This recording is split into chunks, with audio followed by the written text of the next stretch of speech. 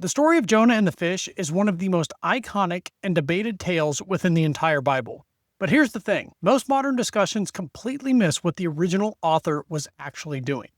And in this video, I'm going to break down 4 major textual clues that reveal just how hyperbolic and symbolic this story really is.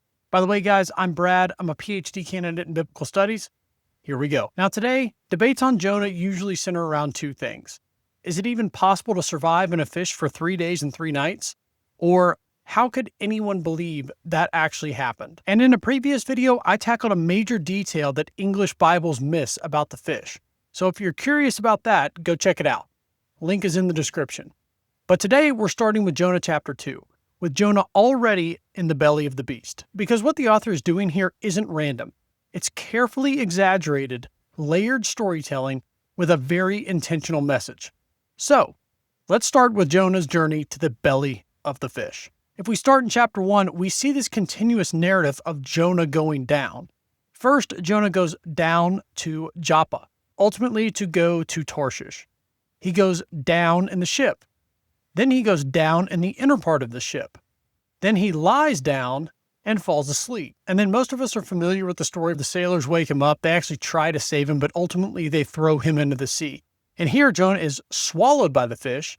He goes to the belly of the fish, and then he goes to the belly of Sheol, or the grave in Hebrew. And he goes down to, quote, the land whose bars closed on me forever. And that's from chapter 2, verse 6. And I think it's important to note, too, that 4 of these instances of the word down in Jonah 1 through 2 are the Hebrew word yarad. So the author is certainly trying to catch your attention with this word usage. Now, as I just described, Jonah's rebellious retreat has been a steady journey downward into the uttermost depths.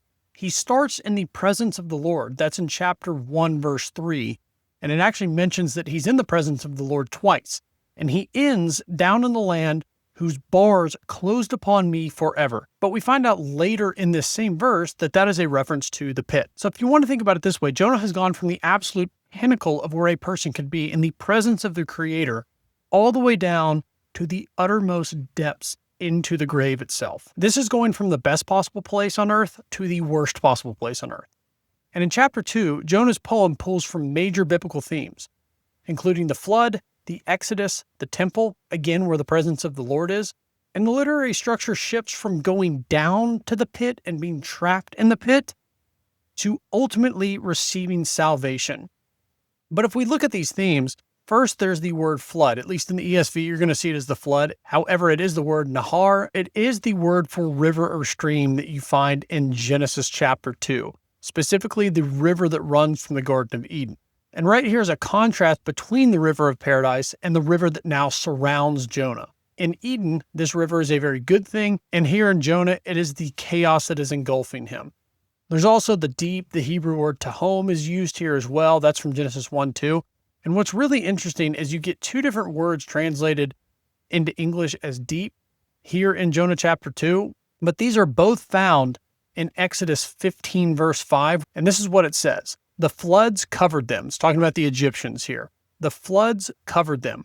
They went down into the depths like a stone. Jonah's pulling on the biggest event in Israelite history, and that's because the Exodus is essentially the Old Testament equivalent of the cross in the New Testament. Now, there's also the temple. And again, Jonah 1, verses 2 through 3, twice stated that Jonah fled from the presence of the Lord. And in his poem in chapter 2, Jonah twice mentions the holy temple in Jerusalem. And this is simply scratching the surface at these 3 themes. And so we can see from just covering these 3 themes very briefly that there is much more to this story than simply surviving 3 literal days and literal nights inside of a fish.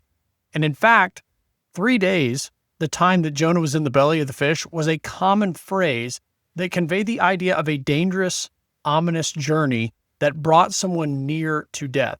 And so again, what this is symbolic language to convey that Jonah went from being in the presence of the Lord to the deepest pit. But the poem takes a turn in the latter half of verse 6 of chapter 2, when Jonah says that it was the Lord who, quote, brought up my life from the pit. And the crescendo of his poem in chapter 2, verse 9, is that salvation belongs to the Lord. And so the author is using imagery of a chaotic sea creature swallowing God's prophet who is brought to the uttermost depths to be resurrected from the depths and brought back to the dry land, which in Hebrew is the Yabashah, and this is the same word used in Genesis 1, 9 through 10, when God gathered the waters to one place and the dry land, or the Yabashah, appeared. And it's also a polemic against rivaling religions of the day, because other cultures viewed the sea or chaotic sea monsters as gods. Think of Tiamat or Yam. But to the biblical author and the ancient Israelite, the fish was just a sea creature, one that was created by God, under his control, and used according to his purpose. So the language isn't just symbolic, it's hyper-exaggerated, and it's done so intentionally. And there's a hint of this hyper-exaggeration immediately following Jonah's line of salvation, in verse 10 where it states, "And the Lord spoke to the fish, and it vomited Jonah out upon the dry land."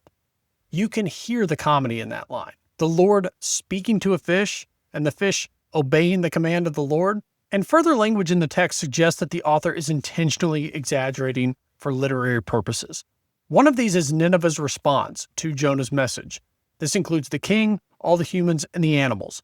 And so what happens is, immediately following Jonah's message of repentance, which is only 5 words in Hebrew, the people of Nineveh believe God, they call for a fast, and they put on sackcloth, which indicates mourning.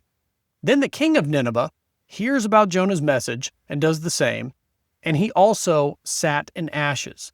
Then the king issues a proclamation to let neither man nor beast, herd nor flock, taste anything. Let them not feed or drink water, but let man and beast be covered with sackcloth, and let them call out mightily to God. So did you catch that? It's not just the people. The animals are commanded to fast, to be covered with sackcloth, and to call out mightily before God. And we have to ask the question, how can an animal do these things? Maybe they could be covered in sackcloth and forced into fasting, but how are the animals going to call out to God? Again, there is some exaggeration as well as some humor going on here. There's also the distance of the city. In Jonah 3:3, the text states, "Now Nineveh was an exceedingly great city, 3 days' journey in breadth."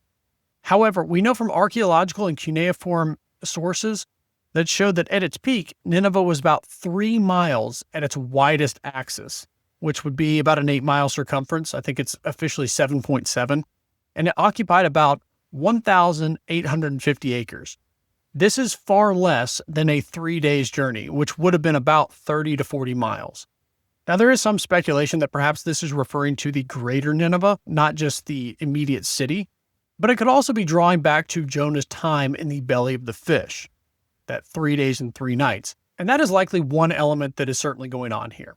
However, there's also the contrast in the next verse, Jonah 3 verse 4, that states that Jonah only traveled a day's journey before delivering his message, which perhaps indicates that Jonah is not fully walking out the command that he was given by God. And regardless of which interpretation is correct, it is textual evidence to support the notion that this is not a literal measure of how big Nineveh was. And so we can see from a brief examination of these 4 major topics that the language in Jonah contains symbolic, hyper-exaggerated details to communicate a very specific message to a very specific audience. And I want to leave you all with a bonus too, because I understand that within Christian circles, this is going to make people uncomfortable. Because if Jonah being in the belly of the great fish for 3 days and 3 nights did not literally happen, what are the implications for that regarding the only sign that Jesus would give, which he stated would be the sign of Jonah? Does that mean that that is also symbolic? And I would say no, but rather that Jesus is drawing on a familiar story that his audience would know. And it does not matter that the story is symbolic and not literal. Now, analogy I can give of this is my brother-in-law who runs ultramarathons, and he's also got a podcast. You guys should check it out. Link in the description. But if my brother-in-law came to me after running a race to the mountains, knowing that I'm a huge Tolkien fan, and told me, "Hey man, I ran that race as hard as Aragorn, Legolas, and Gimli pursued the captors of Merry and Pippin in the Two Towers," I wouldn't look at him and say, "Well, that story actually never happened. It's just a fictional story, and therefore I don't believe you ran the race at all." I would know exactly what he's doing.